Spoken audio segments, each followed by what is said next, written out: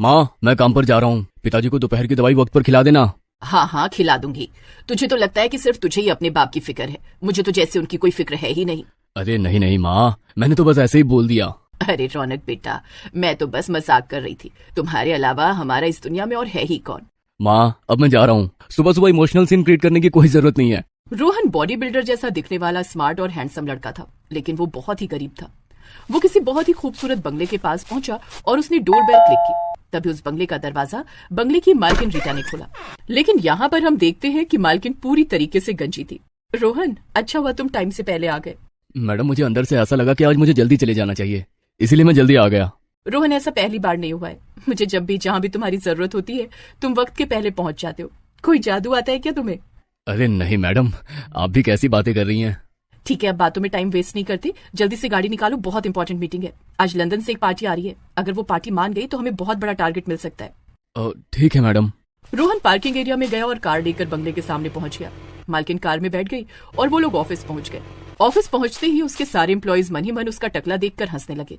ये देखो, आ गया चिला हुआ अंडा। ये बात रीटा ने सुन ली। निधि, क्या कहा तुमने उसके कान में? कुछ नहीं मैडम, मैंने तो बस इतना कहा कि वो फाइल मुझे ट्रांसफर कर दे।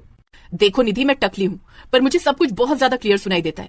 तुमने अभी उससे कहा कि देखो आ गया छिला हुआ अंडा, कहा है या नहीं? सारे एम्प्लॉयज डर गए।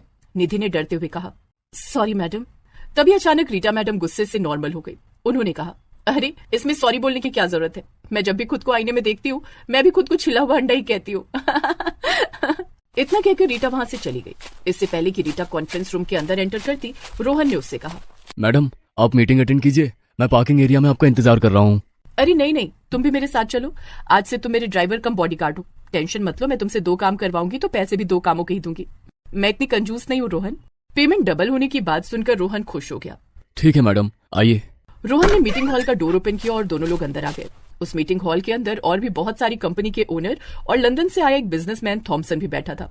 तभी दूसरी कंपनी के ओनर मिस्टर चड्ढा ने कहा, अरे मिस रीटा, आपको आने में पूरे 2 मिनट लेट हो गए। आपको ना तो अपने बाल संवारने पड़ते हैं और ना ही कुछ मेकअप करने की जरूरत है, फिर आपको इतना लेट कैसे हो गया? रीटा को गुस्सा तो आता था, पर वो किसी तरह अपने गुस्से को कंट्रोल करके खुद का ही मजाक उड़ा लिया करती थी ताकि उसके बिजनेस पर कोई असर न पड़े। मिस्टर चड्ढा, यहाँ पर आप गलत हैं। जितना टाइम आप लोगों को अपने बाल संवारने में लगता है उससे ज्यादा टाइम मुझे अपना टकला संवारने में लगता है, क्योंकि मुझे अपने पूरे टकले पर मेकअप करना पड़ता है ताकि मेरा टकला चांद की तरह चमकता रहे। मिस्टर चड्ढा की बोलती बंद हो गई और बाकी लोग उस पर हंसने लगे। Miss Rita, can you please sit down? Rita बैठ गई और मीटिंग शुरू हो गई। सभी कंपनी के ओनर्स ने अपनी अपनी कंपनी के बारे में इंट्रोडक्शन दिया। सभी के प्रेजेंटेशन देखने के बाद मिस्टर थॉमसन ने कहा, मैं बचपन से ही इंडिया आता जाता रहता हूँ क्योंकि मेरी माँ एक इंडियन है। मेरी माँ पूरे इंग्लैंड में इंडियन कल्चर को लेकर सारे प्रोडक्ट की मार्केटिंग करती है और उनकी सेल बढ़ाती है। मैं आप में से किसी एक को इंडियन ड्रेसेस, इंडियन ज्वेलरीज और इंडियन मेकअप के सामान का ऑर्डर देने आया हूँ। आप सभी अपने अपने प्रेजेंटेशन की फाइल मुझे ट्रांसफर कर दीजिए। मैं अपनी माँ से डिस्कस करूंगा और उसके 2 महीने बाद फिर से आऊंगा। मैं फिर आप में से किसी एक को ये 20 करोड़ का ऑर्डर दे दूंगा। Wow mister Thomas, that's great. आप कितनी अच्छी हिंदी बोल लेते हैं। मुझे पूरा भरोसा है कि यह ऑर्डर मुझे ही मिलने वाला है। एक बार मेरे लिए जोरदार तालियां हो जाए। मिस्टर चड्ढा, आप तो ऐसे खुश हो रहे हैं जैसे इससे पहले आपको किसी ने ऑर्डर ही नहीं दिया हो। इतने में मिस रीटा ने धीरे से मुस्कुरा दिया। मिस्टर चड्ढा रीटा की मुस्कुराहट देखकर गुस्सा हो गए, लेकिन वो कुछ बोल नहीं सकते थे। अरे एक बहुत ही इंपॉर्टेंट बात तो मैं आप लोगों को बताना भूल ही गया। मेरी माँ का कहना है कि ये ऑर्डर मैं किसी शादीशुदा इंसान को ही दूंगा, क्योंकि एक शादीशुदा इंसान ही ये सारे प्रोडक्ट बहुत अच्छे से बना पाएगा। Thank you very much all of you for giving your valuable time. इसके बाद मीटिंग खत्म हो गई। रीता का चेहरा उतर चुका था।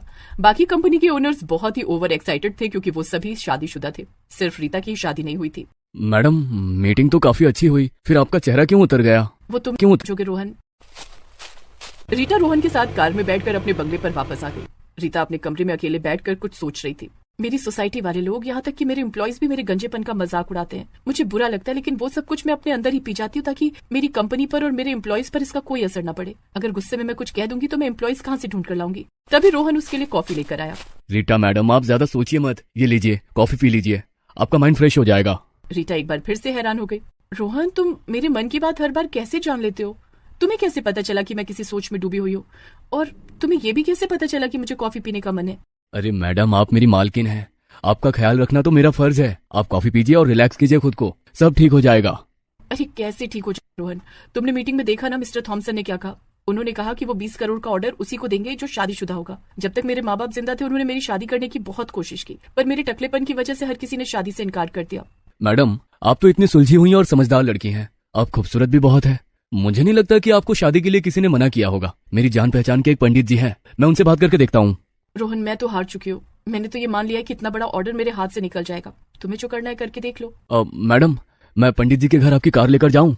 रोहन, ये भी कोई पूछने की बात है? मैंने कभी तुम्हें कुछ मना किया है? Thank you madam. इतना कहकर रोहन अपनी कार से पंडित जी के घर पहुंच गया। अरे रोहन बेटा, लगता है तुम्हारी मालकिन तुम पर कुछ ज्यादा ही मेहरबान है।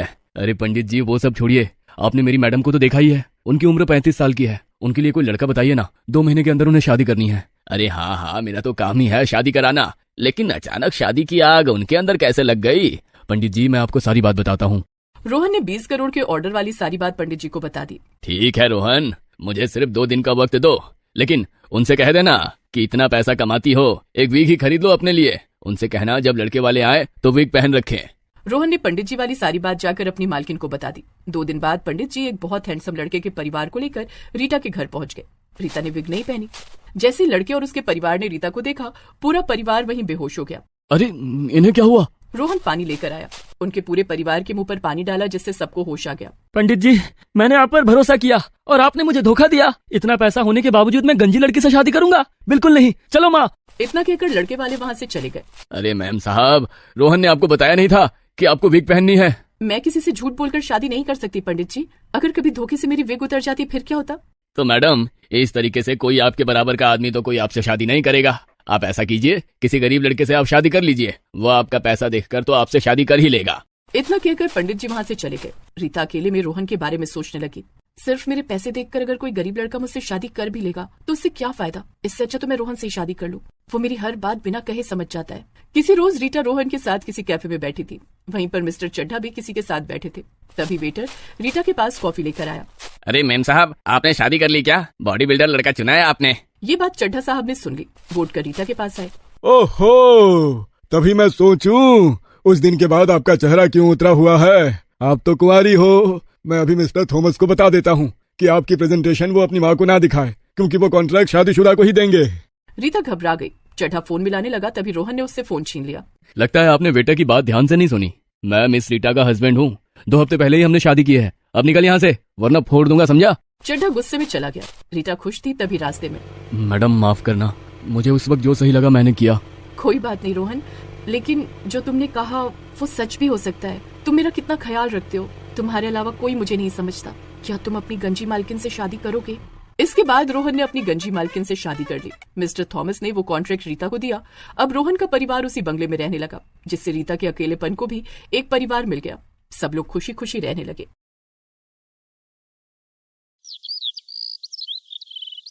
किसी गांव में करमचंद का एक बहुत बड़ा परिवार रहता था। उस परिवार में करमचंद की पत्नी सुलेखा और उसके 5 बेटे रहते थे। उन 5 बेटों की शादी हो चुकी थी। रात हो चुकी थी, लेकिन उनके 5 बेटे अभी तक घर नहीं आए थे। अरे बहू, अभी तक बच्चे घर नहीं आए। कुछ बताकर गए थे क्या वो लोग? नहीं माँ जी, उन्होंने बोला था कि मकान मालिक ने बुलाया है, वहीं जा रहे हैं, लेकिन काफी रात हो गई, अब तक तो आ जाना चाहिए था। तभी अचानक खतरनाक बारिश होने लगी। आसमान में बिजली कड़कने लगी। घर की छत टपकने लगी। धीरे धीरे घर में रखा सारा सामान भीगने लगा। अरे देखो, हर जगह से घर में पानी टपक रहा है। बहू, जल्दी से सबके नीचे कोई ना कोई बर्तन रख दो, वरना पानी भर जाएगा। हाँ पिताजी, आप फिक्र मत कीजिए। आप दोनों उधर जाकर बैठ जाइए, हम लोग इंतजाम करते हैं। इतने में 5 बहुओं ने मिलकर जहाँ से छत टपक रही थी उसके नीचे बड़ी बड़ी बाल्टी रख दी। तभी अचानक उनके 5 पति घर वापस मिठाई का डिब्बा लेकर आ गए। माँ, पिताजी, ये लो मिठाई खाओ सब लोग। हम 5 लोग इसी महीने बाप बनने वाले हैं। किसी भी वक्त डिलीवरी हो सकती है। अभी अभी डॉक्टर साहब से मिलकर आ रहे हैं हम लोग। देखो, ऊपर वाला भी आने वाले मेहमान के स्वागत में बरस रहा है। ये बात तो तूने बिल्कुल सही कही बेटा। एक तरफ वो 5 बहुएं माँ बनने की खुशी में खुश थी, दूसरी तरफ बरसात ने ऐसा माहौल बना दिया था कि उनकी खुशी दुख में बदल गई। सुबह होते ही घर का मालिक अपने परिवार के साथ वहाँ टपक पड़ा। हल्की हल्की बारिश अभी भी हो रही थी। चलो, इस महीने का किराया निकालो।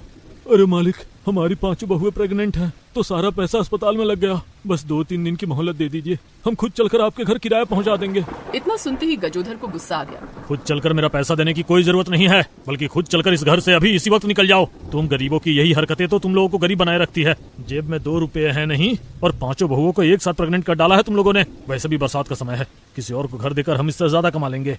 अब उन लोगों के पास घर छोड़ने के अलावा कोई दूसरा रास्ता नहीं बचा। करमचंद अपने पूरे परिवार को लेकर वहाँ से निकल गया और सीधा खड़गपुर रेलवे स्टेशन पर पहुँच गया। पिताजी, हम लोग रेलवे स्टेशन पर आ तो गए हैं, लेकिन चलना कहाँ है? ऐसा करते हैं, हम लोग हरिद्वार चलते हैं। वहाँ कोई ना कोई रुकने का जुगाड़ तो हो ही जाएगा। भगवान के दरबार में तो सहारा मिल ही जाएगा। हाँ पिताजी, ये सही रहेगा। आप लोग यहीं रुको, मैं सबके लिए टिकट लेकर आता हूँ। मनोज टिकट लेने चला गया, लेकिन तभी अचानक बारिश बहुत तेज होने लगी। सभी लोग स्टेशन पर ही खड़े रहे। थोड़ी देर बाद मनोज टिकट लेकर आया। बारिश बहुत तेज हो रही है। वो सामने देखो, हमारी ट्रेन भी आ गई। जल्दी से चलकर अपनी बोगी में बैठ जाते हैं, उसके बाद जो होगा देखा जाएगा। वो सभी लोग 5 गर्भवती बहुओं के साथ ट्रेन के डिब्बे में बैठ गए। ट्रेन हरिद्वार पहुंचने वाली थी, लेकिन वहाँ पर तो बारिश बहुत ही भयंकर हो रही थी। आसमान में इतनी तेज गर्जना हो रही थी जिसे सुनकर सभी लोगों की रूह तक कांप जा रही थी। इस बार तो लगता है बारिश कहर मचा कर ही मानेगी। कहीं कहीं तो बारिश बिल्कुल नहीं हो रही है और कहीं तो बारिश इतनी तेज हो रही है कि लोगों का रहना तक दुश्वार हो गया है। मैंने तो सुना है पहाड़ी क्षेत्रों में चट्टानें तक टूट कर गिर रही हैं और पूरा का पूरा गांव बाढ़ की वजह से बह गया। अरे अनीता, शुभ शुभ बोलो और ऊपर वाले से प्रार्थना करो कि बारिश कम हो जाए, वरना हरिद्वार पहुंचकर हम लोग रुकेंगे कहाँ? लेकिन मनोज को शायद ये नहीं पता था कि अब आने वाले समय में कुछ भी शुभ नहीं बल्कि पूरी ट्रेन के साथ कुछ अशुभ होने वाला था। बारिश तेज होने की वजह से सिग्नल में कुछ गड़बड़ी हो गई और अचानक हरिद्वार जाने वाली ट्रेन के सामने कोई दूसरी ट्रेन आ गई और दोनों ट्रेन आपस में टकराई, जिससे ट्रेन के बहुत सारे डिब्बे पटरी से नीचे उतर गए। सभी लोग भागकर अपनी बोगी से निकलने लगे। हे राम, ये क्या हुआ? हम तो तेरे दरबार आने वाले थे और दरबार पहुंचने से पहले ही तूने इतनी बड़ी घटना कर दी हम लोगों के साथ। भागो भागो, सब लोग भागो भागो। बेटा, जल्दी से इस बोगी से बाहर निकालो। हमारा डिब्बा भी ट्रेन की पटरी से नीचे उतर चुका है। ये तो अच्छा हुआ कि ट्रेन की स्पीड ज्यादा नहीं थी, वरना आज हम सब लोग मारे जाते। वो लोग ट्रेन से अपनी बोगी से बाहर निकल कर आ गए और स्टेशन पर ही रुक गए। हे राम, कहीं हमारे आने वाले पोते पोतियों को कुछ ना हो गया हो। माँ, पिताजी, ऐसा कुछ नहीं होगा। वो देखो, सारे लोग स्टेशन पर ही तंबू बना रहे हैं। हम लोग भी तंबू बना लेते हैं। मनोज और उसके सभी भाइयों ने मिलकर तंबू बना लिया और उसके अंदर सब लोग आराम करने लगे। उनकी बहुएं चीख रही थी। तभी भीड़ में से कुछ औरतें उनके तंबू में आ गई। अरे क्या हुआ बहन जी, ये आपकी बहुएं हैं क्या, और ये चीख क्यों रही हैं? तभी उन औरतों की नजर 5 बहुओं के पेट पर गई। अरे ये 5 तो गर्भवती हैं। हाँ बहन जी, सारी गलती मेरी है। इस हालत में मुझे अपनी बहुओं को हरिद्वार लेकर नहीं जाना चाहिए था। मुझे तो डर है कि कहीं मेरी 5 बहुओं का मिसकैरेज ना हो गया हो। अरे बहन जी, परेशान मत होइए, आप तो पुराने जमाने की हैं, आपको तो ये सब आता होगा। ऐसा कीजिए, सारे मर्द इस तंबू से बाहर चले जाएं, हम औरतों को देखने दीजिए। बहन जी, आप अपनी बहू के साथ यहीं रुकिए। उन 5 बहुओं का दर्द बढ़ता ही जा रहा था। सभी आदमी टेंट से बाहर चले गए। उन औरतों ने उन 5 बहुओं के पेट पर हाथ रखकर चेक किया और उन्होंने कहा, बहन जी मुबारक हो, आपकी 5 बहुएं बिल्कुल ठीक है और बच्चे भी बिल्कुल स्वस्थ हैं, लेकिन इनकी डिलीवरी अभी करनी होगी क्योंकि वक्त आ चुका है। आपके पास कुछ फटे पुराने कपड़े होंगे, वो निकाल कर हमें दे दीजिए। सुलेखा उन सभी औरतों के साथ मिलकर अपनी 5 बहुओं की डिलीवरी को अंजाम देने लगी। बाहर गजोधर और उसके 5 बेटे खड़े थे। उन्हें अपनी पत्नियों के चीखने की आवाजें आ रही थी। पिताजी, मुझे तो बहुत डर लग रहा है। अभी 2 दिन पहले हम सब कितने खुश थे कि हम बाप बनने वाले हैं, पर पता नहीं आज क्या होगा। हमारे बच्चे को कहीं कुछ हो न जाए। अरे परेशान मत हो, जो भी होगा सब ठीक होगा। करमचंद अपने 5 बेटों से बात कर ही रहा था कि तभी थोड़ी देर बाद उस टेंट से बच्चों की किलकारियों की आवाजें आने लगी। ये सुनकर गजोधर और उनके बेटे बहुत खुश हुए। तभी उस टेंट से उनकी माँ सुलेखा बाहर आई। आप लोग परेशान मत होइए, एक बहुत बड़ी खुशखबरी है। तुम 5 बाप बन चुके हो और हमारे 5 पोते बिल्कुल स्वस्थ हैं। थोड़ी देर बाद सभी औरतें भी बाहर आ गई। भगवान किसी न किसी को मदद के लिए भेज ही देता है। ये हम लोगों ने सुना तो था, पर आज देख भी लिया। ना ही किसी डॉक्टर की जरूरत पड़ी और ना ही किसी नर्स की। आप लोगों ने ही मिलकर डिलीवरी कर दी। अरे तो इसमें हैरान होने वाली कोई बात नहीं है। पहले के जमाने में गांव में कोई अस्पताल लेकर नहीं जाता था, घर में डिलीवरी हो जाती थी। ये सब करना तो हमारे बाएं हाथ का खेल है। अब जल्दी से हम सबको मिठाई खिलाओ।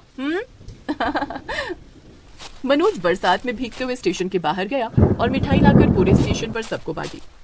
कुछ दिनों बाद जब बारिश थमी, फिर दूसरी ट्रेन उन सभी को हरिद्वार ले गई। हरिद्वार पहुंचकर उन सभी लोगों ने भगवान के दर्शन किए और वहीं पर टेंट बनाकर वो लोग रहने लगे।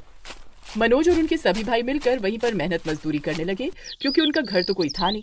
फिर एक दिन 5 भाई एक खुशखबरी लेकर अपने तंबू में आए। माँ, पिताजी, उस ट्रेन हादसे में जितने भी लोग थे उन सभी को सरकार की तरफ से रहने के लिए घर मिला है। उनमें हमारा नाम भी आ गया है। मैंने फॉर्म भर दिया था। चलो अब हम वहीं रहेंगे। इस तरह गजोधर का पूरा परिवार उस पक्के मकान में रहने लगा जो सरकार की तरफ से मिला था। तभी एक रात उनके घर किसी की दस्तक हुई। गजोधर ने दरवाजा खोला तो उसने देखा कि उसका वही मकान मालिक था जिसने उन्हें घर से बाहर निकाल दिया था। हम बेघर हो चुके हैं, हमारा मकान बाढ़ में बह गया, क्या हमें इस घर में कुछ दिन रहने की इजाजत मिलेगी? अरे मालिक आप। मकान मालिक भी उनके परिवार को पहचान गया। उसने सारी बात करमचंद को बताई और उनके पूरे परिवार से उसने माफी भी मांगी। खैर, करमचंद ने उनके परिवार को एक रात अपने घर में रख लिया, लेकिन वो घर इतना बड़ा तो था नहीं। फिर भी किसी तरह जुगाड़ करके उन लोगों ने उन्हें उस घर में रखा। अब वो लोग भी उनके 5 बेटों के साथ मेहनत मजदूरी करने लगे। तो दोस्तों, इस बरसात में कोई भी बेसहारा दिखे तो उसका फायदा ना उठाएं, बल्कि जितनी हो सके उसकी मदद करें।